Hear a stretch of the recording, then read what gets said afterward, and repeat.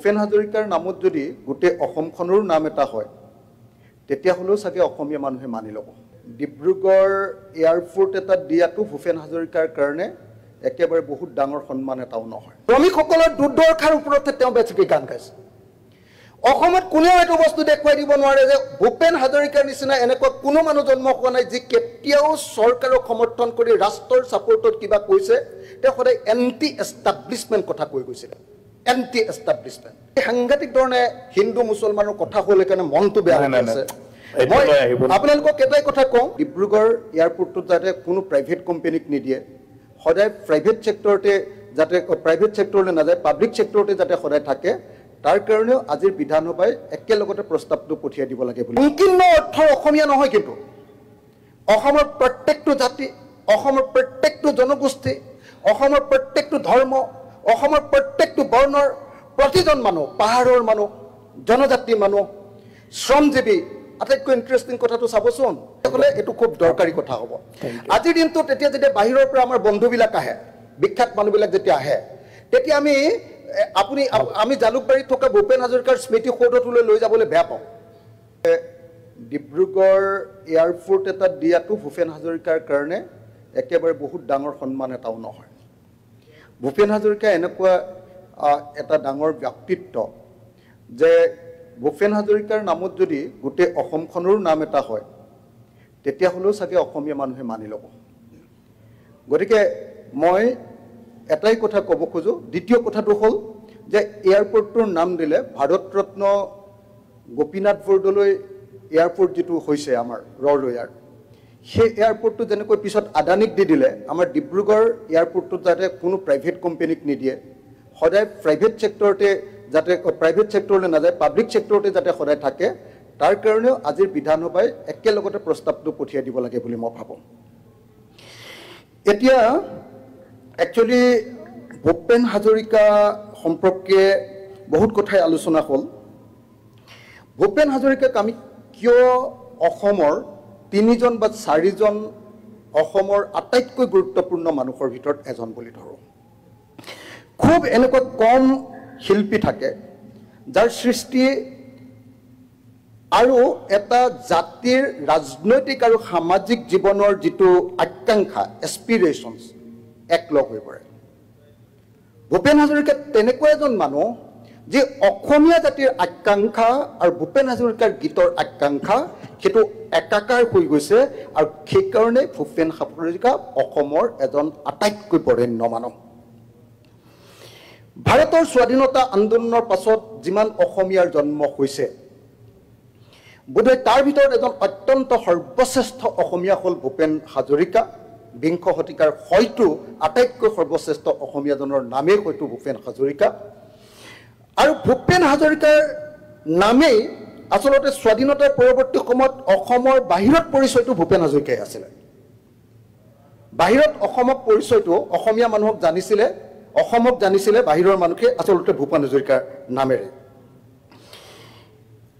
আচলতে অসমীয়া মানুহৰ যিটো কল্পনা, অসমীয়া মানুহে কি কৰিব খোজে, প্ৰত্যেকটো দিশতে ভূপেন হাজৰিকাই গীতৰ মাজেদি অসমীয়া মানুহৰ সেই কল্পনাৰ জগতখনকে অংকিত কৰিছে। সেইকাৰণে আমি দেখোঁ যে কেৱল সংকীৰ্ণ অৰ্থৰ অসমীয়া নহয়, কিন্তু অসমৰ প্ৰত্যেকটো জাতি, অসমৰ প্ৰত্যেকটো জনগোষ্ঠী, অসমৰ প্ৰত্যেকটো ধৰ্ম, অসমৰ প্ৰত্যেকটো বৰ্ণৰ প্ৰতিজন মানুহ, পাহাৰৰ মানুহ, জনজাতি মানুহ, শ্ৰমজীৱী। আটাইতকৈ ইণ্টাৰেষ্টিং কথাটো চাবচোন, ভূপেন হাজৰিকাই চাহ শ্ৰমিকৰ ওপৰত গীত গাইছে, কিন্তু চাহ বাগানক লৈ তেওঁ কেতিয়াও ৰোমান্টিচাইজ কৰা নাই। শ্ৰমিকসকলৰ দুৰ্দশাৰ ওপৰতে তেওঁ বেছিকৈ গান গাইছে।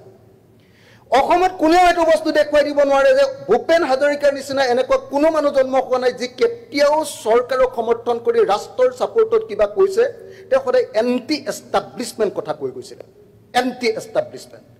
তেওঁ সেই এণ্টি এষ্টাব্লিছমেণ্ট হোৱাৰ কাৰণে তেওঁ গুৱাহাটী ইউনিভাৰ্চিটিৰ পৰা যাবলগীয়া হৈছিলে, গুৱাহাটী আমাৰ ৰেডিঅ' চেণ্টাৰৰ পৰা যাবলগীয়া হৈছিলে, তেওঁ কাম কৰিব নোৱাৰিছে। Thank you. তো এইজন ভূপেন হাজৰিকা, যিজন ভূপেন হাজৰিকাই অসমৰ প্ৰত্যেকটো জাতি জনগোষ্ঠীৰ ওপৰত গীত গাইছে, সেই ভূপেন হাজৰিকাই সেই অৱদান যোগাই যোৱাৰ কাৰণে অসম আন্দোলন আহিলে, আলফা আন্দোলন আহিলে, জনজাতিসকলৰ স্বাধিকাৰ সংগ্ৰাম আহিলে, জনগোষ্ঠীয় সশস্ত্ৰ সংগ্ৰাম আহিলে, এই আটাইবিলাক দীঘলীয়া ইতিহাসেও কিন্তু ভূপেন হাজৰিকাক মান কৰিব নোৱাৰে। ভূপেন হাজৰিকা ৰৈ গ'ল, কাৰণ তেওঁৰ গীতত অসমৰ শ্বেয়াৰ্ড, অসমৰ সকলো জাতি জনগোষ্ঠীৰ যিটো শ্বেয়াৰ্ড ৰাজনৈতিক আৰু অৰ্থনৈতিক আকাংক্ষা, সেই আকাংক্ষাক প্ৰতিফলিত কৰিছে। মই শেষত এই জন্ম 70 বৰ্ষৰ সময়খিনিত মই আচলতে মই আপোনাক ৰাতিপুৱাই গৈ কৈছিলোঁ যে আজিৰ দিনটোত বেলেগ কথা চৰ্চা হ'ব নালাগে, আজি অকল ভূপেন হাজৰিকাৰ বিষয়ে আমি কথা পাতোঁ। আজি সাংঘাতিক ধৰণে হিন্দু মুছলমানৰ কথা হ'ল সেইকাৰণে মনটো বেয়া লাগি আছে। মই আপোনালোকক এটাই কথা কওঁ যে ভূপেন হাজৰিকাৰ নামত যদি জন্ম 1700 বৰ্ষ কাটো কেইটামান কাম আমি কৰি দিয়া দৰকাৰ অসমীয়া জাতিয়ে। 1 নম্বৰ, গ্ল'বেল ষ্টেণ্ডাৰ্ডৰ এটা মিউজিয়াম। 2 নম্বৰ, ভূপেন হাজৰিকাৰ নামত আমাৰ ভাৰতীয় এখন ভাল ইউনিভাৰ্চিটি, সেইটো আমাৰ হেৰিখনো হ'ব পাৰে, তেওঁ য'ত পঢ়িছিলে সেই কলেজখনৰ আপোনাৰ তাত এখন খুব মেজৰ ইণ্ডিয়ান ইউনিভাৰ্চিটি এখনত এখন চেয়াৰ ভূপেন হাজৰিকাৰ নামত। সাউথ ইষ্ট এছিয়াক একদম শিল্পীবিলাকক স্বীকৃতি দিয়া এটা ডাঙৰ এৱাৰ্ড, মেজৰ এৱাৰ্ড এটা আমি যদি ঘোষণা কৰিব পাৰোঁ তেতিয়াহ'লে ভূপেন হাজৰিকাৰ বিষয়ে অধিক মানুহে গোটেই সাউথ ইষ্ট এছিয়া জানিব পাৰিব। ডিজিটেল প্ৰিজাৰ্ভেশ্যন যদি আমি কৰিব পাৰোঁ ভূপেন হাজৰিকাৰ বস্তুবিলাক, তেতিয়াহ'লে এইটো খুব দৰকাৰী কথা হ'ব।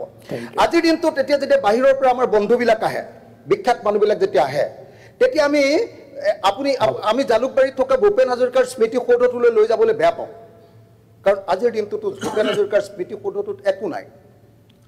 ভূপেন হাজৰিকা যিজন মানুহ, তেওঁক আমি জাতিয়ে যি ধৰণে সন্মান কৰিব লাগিছিল, তেওঁ স্মৃতিসৌধটো ভালকে বনাই সেইটো কৰিবৰ কাৰণে মই আশা কৰোঁ।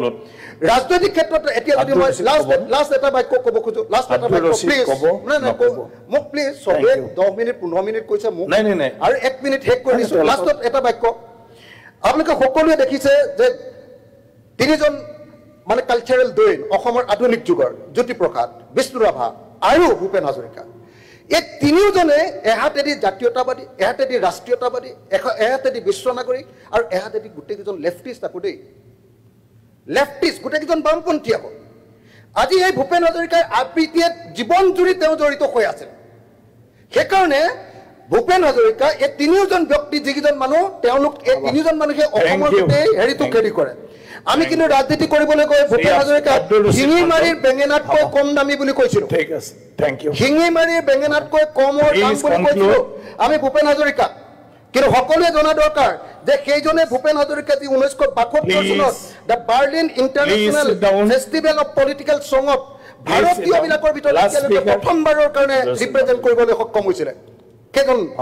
যিজন ভূপেন হাজৰিকাই, মই ভাবো এটা বাক্য, যিজন ভূপেন হাজৰিকাই আমাৰ সত্ৰীয়া নৃত্যক ভাৰতবৰ্ষত স্বীকৃতি প্ৰদান কৰিছে।